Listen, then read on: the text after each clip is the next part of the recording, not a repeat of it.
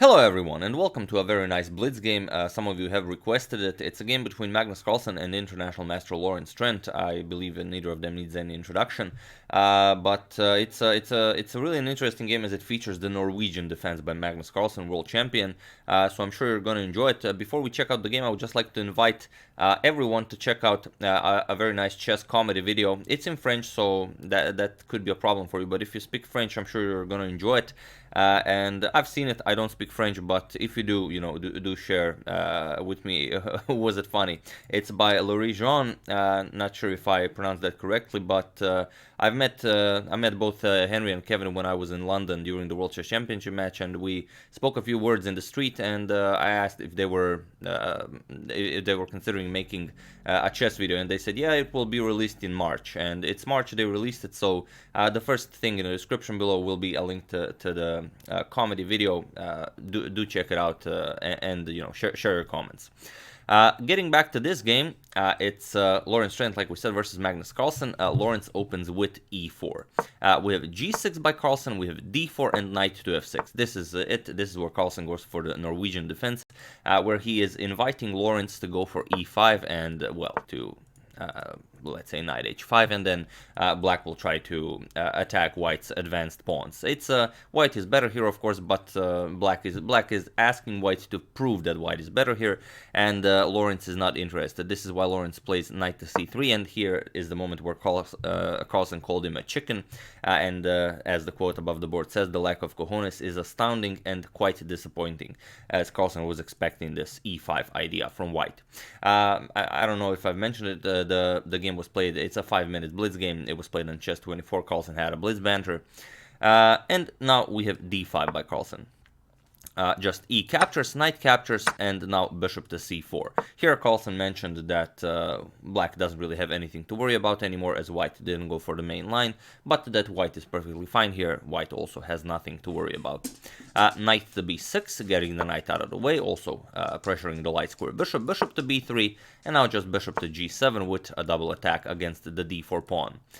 Knight g to e2, defending, and now comes knight to c6 with a triple attack against the pawn, and bishop to e3, defending, and knight to a5. As white already played twice with the light square bishop, black also is allowed to play twice with the knight. Not considered a loss of a tempo, as you are pressuring the bishop, but also you are considering knight c4 and going after the undefended b2 pawn. And a c4 is an excellent square for the knight. If white wants to eliminate your knight, white will have to give up the bishop pair. We have castles by Trent, castles by Carlsen, and now Trent goes for d5. And here Carlsen immediately seizes the initiative with knight b to c4, breaking the defense of this pawn. As you see, the bishop is no longer guarding it, pressuring b2, pressuring the bishop on e3.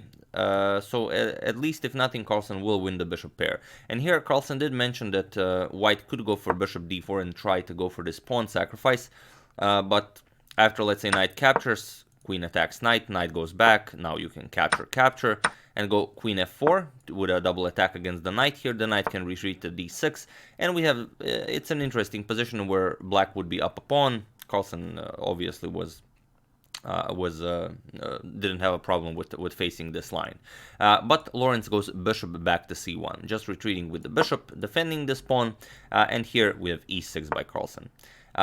Captures is possible. If captures, bishop would capture. Then if queen captures, rook can capture. This is what Carlsen is hoping for. But here Lawrence goes queen to d3, and now Carlsen just recaptures on d5. So here you have to play another move with the queen. Queen captures was played. You can't capture with the knight because bishop to f5 would then be very strong for black. So here queen captures on d5 was played. We have bishop to e6. Queen captures, rook captures, not that rook. Carlsen mentions that he should have captured with that rook, but he decides to go for this rook instead. And now rook to b1, protecting the b2 pawn. Now the dark square bishop can move, and also if the knight moves, the bishop will not be able to capture it. But now we have knight captures on b3, a captures on b3, and now knight to d2. the rooks are now both under attack, so you do have to capture the knight.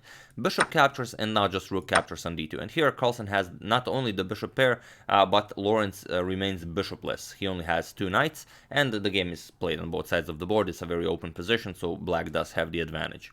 And here we have rook to d1. You can't save the pawn with rook to c1. Bishop to f5 would just pick it up, so that's not really an option.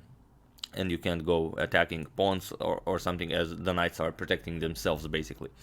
So after this rook captures on d2, Lawrence tried rook to d1, and now Carlsen did grab the pawn. We have knight to d4.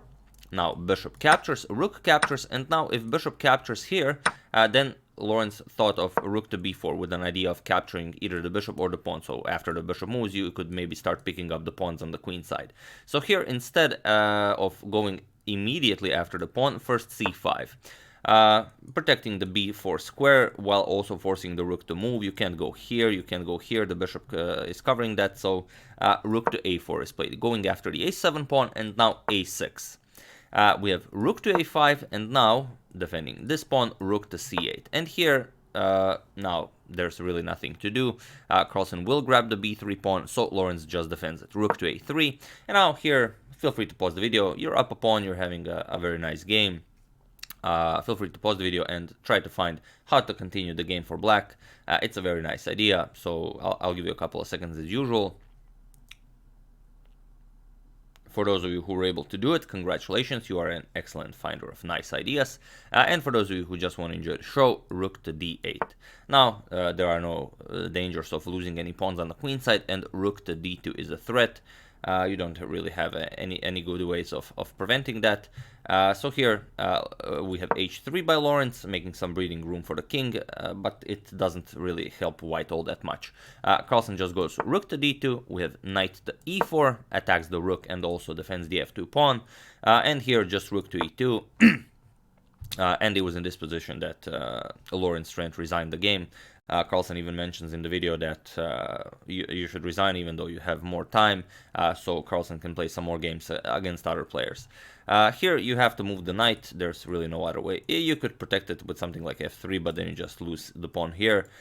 So the best line for white would be knight f6 check, king attacks knight, knight checks, king attacks knight, and now knight to c7, allowing this loss of a pawn. So after rook captures, you will capture the bishop with check, pawn captures, and now rook f1. You will be able to, prevent further pawn grabbing on the king side by black. But after black just trades here, goes king e7. Black is up 2 pawns now with a completely winning endgame. White even has a doubled b pawn, so it's not going to be much of a challenge. So after rook to e2 by Carlsen, Lawrence Trent resigned the game, and a very nice victory for Magnus in this chess 24 blitz banter brawl.